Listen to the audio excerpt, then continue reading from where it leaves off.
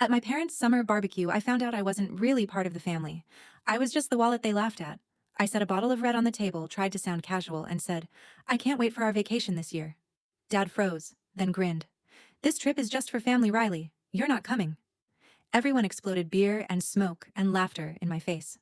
I didn't cry. I went home, opened our family fund app, and quietly picked up a different kind of knife. Before I go any further, tell me where you're watching from, and hit like and subscribe if you've ever been betrayed by the people who were supposed to love you. Your support keeps these stories alive, and trust me, what happened after that barbecue? After the money, after the lies. It only gets darker from here. I didn't understand my place in the Carter family until much later.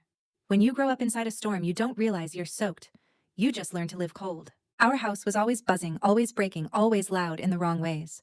The kitchen was the center of it, a cramped room with peeling linoleum and a faucet that dripped like a ticking clock. The walls were covered in photos, but mostly of Brandon and Haley football wins, dance recitals, birthdays. My pictures were there too, just smaller, tucked into corners like afterthoughts. I remember one evening when I was 10 sitting at that wobbly table. Mom had made spaghetti her cheap go-to comfort meal. Brandon bragged about scoring in his soccer scrimmage. Dad ruffled his hair like he'd discovered the next pro athlete. Haley pouted until Mom toasted garlic bread just for her.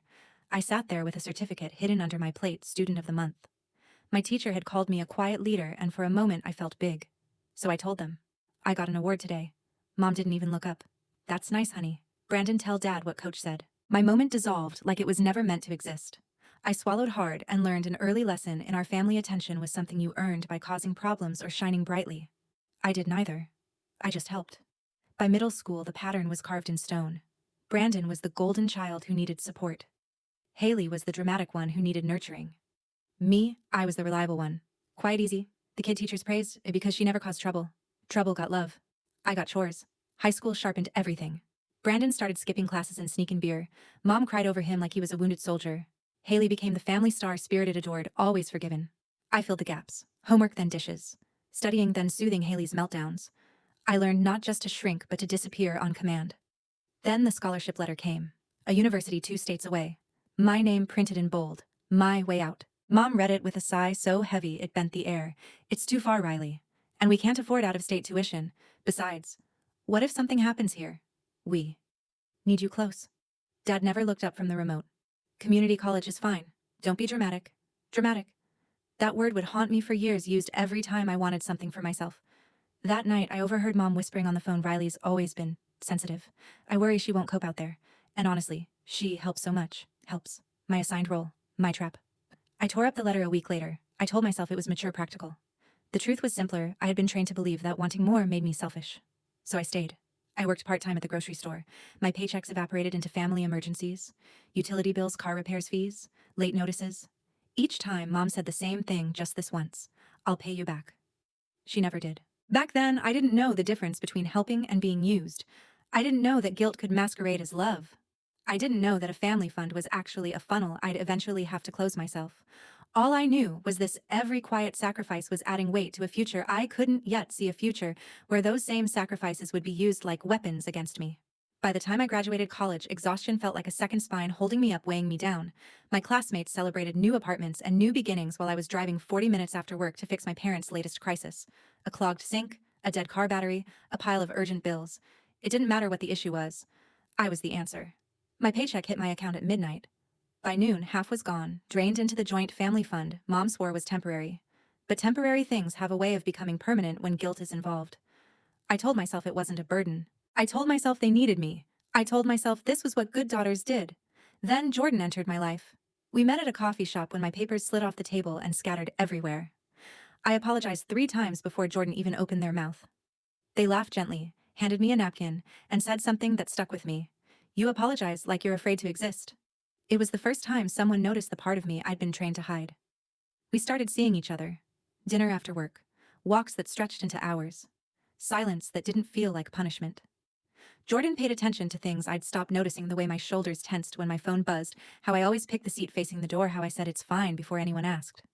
One evening, rain tapping softly against their windows, my phone lit up with 23 messages in a row. Haley had gotten a parking ticket. She wanted me to pay it. No, expected me to. Jordan watched my face. "Do they ever call just to ask how you're doing?" I opened my mouth. Nothing came out. That was the first time I saw it clearly. I wasn't their daughter. I was their safety net. And the only time they noticed me was when they needed to step on something to climb out of their own mess. Still, it took time for the truth to sink in. Colorado made it undeniable. Jordan surprised me with a 3-day cabin trip off-season, cheap, quiet, surrounded by mountains that made my life back home feel painfully small. I almost said no. I almost said I couldn't leave. That they'd need me. Do they need you? Jordan asked. Or do they need access to you? The question opened something in me. In Colorado, I breathed differently, slept differently, woke up without dread. For 3 days, my phone didn't buzz with emergencies. I felt like someone had turned the volume down on the world. I didn't post anything. I didn't tell anyone. For 72 hours, I was free. But my cousin Megan posted one picture, me and Jordan smiling against a snowy backdrop. She tagged me, and the storm hit instantly. Mom, I've always been there for you, but you run away the second you have free time. Brandon must be nice, avoiding real life. Haley, some people love being dramatic. That word again, dramatic. As if wanting peace made me unstable. When I returned home, the house felt different. Not loud, not angry, worse, silent. The kind of silence that hides teeth. I walked on eggshells for days, convincing myself things would settle. But something had shifted. I didn't know it then, but Colorado was the first time my family realized I was capable of living without them. And that realization terrified them far more than it terrified me. The shift after Colorado didn't happen in one big explosion. It showed up in small, sharp ways, like someone tightening a rope around my throat, one knot at a time. The first knot was the phone call. 2 days after the barbecue, Mom's voice slid through the receiver, sweet, in a rehearsed way. Your dad was joking, Riley. You're taking it too seriously. It didn't feel like a joke, I said. She ignored that. Anyway, the garage door's broken again. You'll come fix it, right? There it was, the real reason she called. I can't, I told her. She inhaled sharply. Ever since Jordan came around, you've been distant. Distant. That word they used whenever I stopped being useful. That was the first sign, guilt dressed as concern. The second came from the family group chat. A meme popped up, Brandon had sent it. A stick figure lying dramatically across a couch with the caption, "When Riley doesn't get attention for 5 minutes." Haley spammed laughing emojis. Mom wrote, "Kids don't be mean, but she can be sensitive." I stared at the message until the words blurred. Jordan glanced over. They're baiting you, they said. I didn't answer. The third blow hit at work. Your mother is here. The receptionist buzzed into my classroom. My chest tightened. I stepped into the hallway and found Mom. Perfect hair, perfect makeup, perfect performance. You blocked the family fund card, she demanded. You tried taking $5,000, I said. It was for the vacation. For all of us. For all of you, I corrected. Her lips tightened. You're being cruel. Cruel. Because I protected my own money. Teachers walked past. Mom leaned in. Fix the account, Riley. No, I said. You need to go. Her eyes flashed. This isn't over? It wasn't. That afternoon, I came home and found my apartment door cracked open. My breath stopped. But inside, Mom going through my drawers, Dad on my couch with his shoes off. Haley scrolling through her phone like she owned the place. What are you doing here? I asked. Mom didn't even look guilty. You didn't answer your phone? I was teaching. Dad muted the TV. Don't use that tone. We're your parents. I felt something inside me snap cleanly. Get out. Haley didn't look up. You're overreacting. If you enter again without permission, I said quietly, I'll call the police. Mom froze. You'd report your own family. I'll report trespassers. They left in a storm of slammed cabinets. It should have ended there. But the next blow came in the form of an email. Notice of concern. Immediate response required. An anonymous complaint had been filed against me, accusing me of yelling at students, bringing personal drama to work, being emotionally unstable. I stared at it until my vision blurred. Jordan read over my shoulder. This is them, I see, whispered. Jordan's voice sharpened. Forward it. Within an hour, they traced the IP. A dorm building. Haley's building. My baby sister. The one whose nightmares I comforted. The one I co-signed a car for. She tried to destroy my career. That night, I couldn't eat. I couldn't speak. I sat at the table, staring at the wall, feeling something inside me harden. And then the next hit came quiet, but deadly. Haley texted, Stop ignoring us. You're acting crazy. Then Mom's crying because of you. Then, don't make me tell people who you really are. I didn't reply. Their silence was violence. But my silence. It was starting to turn into something else. Resolve. The final push arrived disguised as catastrophe. A voicemail from Mom. Riley. Please call me. Your father collapsed. The ambulance just left. Please, we need you. My keys fell from my hand. Jordan followed me to the car. But when I rushed into their driveway, Dad was outside hosing the sidewalk. Healthy, calm, smirking. Mom stepped out. Oh, you got here fast. You said he collapsed, I said. She shrugged. He felt faint. You misheard. No, I said, you lied. Jordan stepped beside me. Mom glared at them. Stay out of family business. Dad muttered, You're causing trouble again. And that was it. The moment I realized they didn't want my love, they wanted my obedience. And I was done giving it. After the fake medical emergency, something in me finally settled, not softly, but the way a door slams shut. For the first time, I wasn't confused. I wasn't second-guessing. I saw them clearly. And they felt it. The next morning, the group chat lit up. Haley, you didn't have to embarrass us yesterday. Brandon mom said you screamed at her. Mom, we're worried about your mental health. Worried about me. After lying, after trespassing, after stealing, their script never changed. I didn't reply. Silence made them frantic. That's when Aunt Karen called. Her voice was low, blunt. They're saying you're unstable, that Jordan's controlling you. It hit me harder than the lies themselves. They were recycling the same story they'd used to exile her years ago. What do? I asked. You stop acting like they haven't already chosen what you are to them, she said. You protect yourself. It was the first time someone in the family had ever taken my side, and that shift made everything else fall into place. A few days later, the next attack arrived. A cousin Lucas sent me a screenshot of Mom's Facebook post. Please keep our family in your prayers. Some people don't realize how deeply they hurt those who love them. The comments rolled in. You're such a good mother. Kids forget who raised them. Stay strong, Linda. They weren't talking to me. They were talking about me creating the version they needed everyone else to believe. Jordan saw the post and looked at me carefully. They're not going to stop. I know, I said. And then came the breaking point. At school, a plain envelope showed up in my staff mailbox. No name. No return address. Inside was another complaint typed on clean white paper. It accused me of being emotionally volatile, erratic, and potentially dangerous in a classroom setting. I didn't need an IP address to recognize the phrasing. It had Linda's fingerprints all over it, her polite, venomous tone dressed up as concern. This wasn't about hurting me anymore. It was about removing me. Jordan found me in the break room, the letter shaking in my hand. This ends now, they said. That night, I gathered every message, every screenshot, every bank statement showing withdrawals I never approved, every threatening text, every lie they'd written. I wasn't compiling them for my parents. I was compiling them for someone with power. The next morning, I walked into a lawyer's office. Clara Nguyen didn't smile. She didn't gasp. She didn't look shocked. She simply said, "Tell me everything." So I did clean fast without excuses. When I finished, she tapped her pen once on the desk. You've endured years of financial exploitation, harassment, trespassing, and targeted workplace defamation, she said. We're filing a cease and desist immediately. And if they continue, we escalate to a no-contact order. No contact. The words felt freeing. That's not too extreme, I asked. It's not extreme enough, Clara said. By afternoon, the document was drafted. That evening, Jordan and I updated every password, removed every emergency contact, and revoked every access point that tied me to the Carter house. Insurance, banking, leasing, everything. There was only one thing left, sending the line that would sever us cleanly. In the family group chat above the formal PDF, I wrote, "This is the last time you'll reach me without consequences. No insults, no explanations, no room to twist my meaning." Then I muted the chat. The messages exploded within minutes, but I didn't open them. I didn't have to.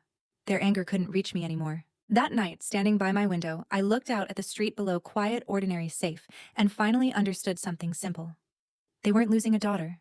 They were losing access. Access to my money, my time, my silence, my guilt. And people like them don't grieve love. They grieve control. This wasn't revenge. Not yet. This was the moment before the blade turns. The night everything finally broke was still humid and too quiet, like the world was holding its breath before a storm. Jordan was asleep on the couch, the room lit only by the soft blue glow of the TV, when my phone buzzed with a notification that sliced through the silence. Withdrawal attempt $5,000 declined. Source Carter Family Fund. There it was. The truth stripped bare. Not an accident.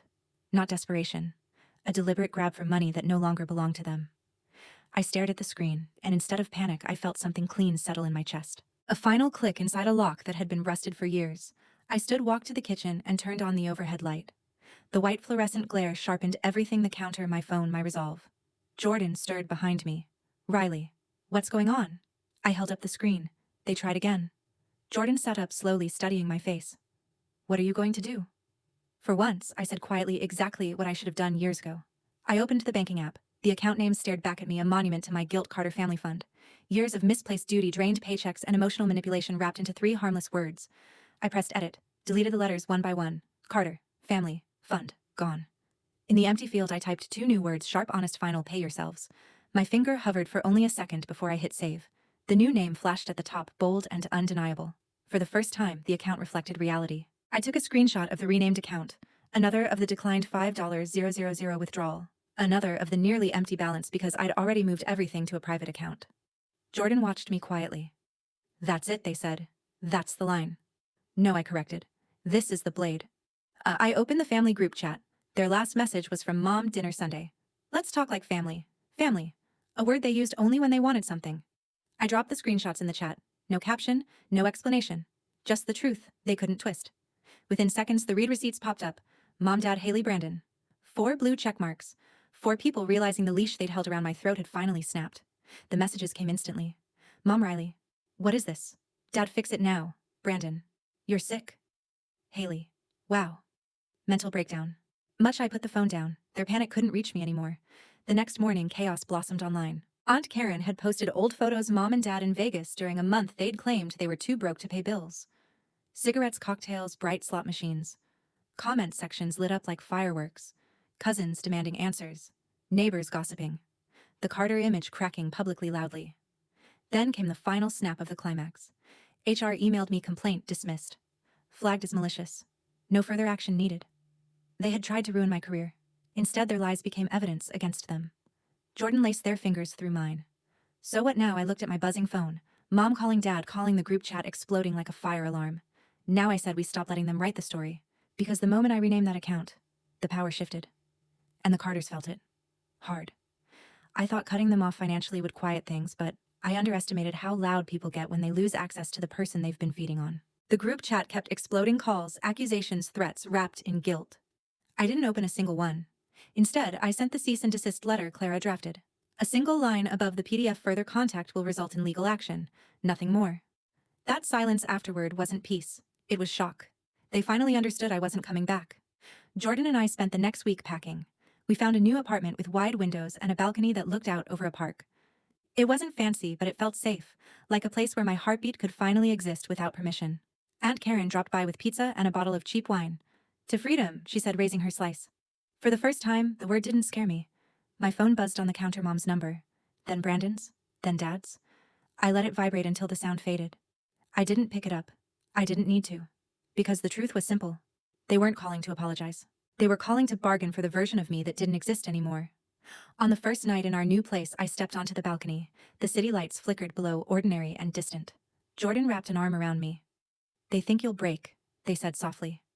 I looked out at the dark street, the cool air brushing my skin in a way that felt like relief. I know, but will you? I took a slow breath, steady and full. No, I said, but they might. That was the quiet part of revenge, not burning bridges, but leaving them to collapse on the people who built them crooked in the first place. I didn't need them to see the truth. I didn't need them to understand. I didn't even need closure. All I needed was distance. And that finally was something I chose for myself. If you've ever felt like the outsider in your own family, hit subscribe. You're not alone, and you deserve to hear stories that remind you your pain is real and your boundaries are valid. Drop a comment below and tell me where you're watching from. And if this story hit close to home, stay tuned, because healing doesn't end here, and neither does this story.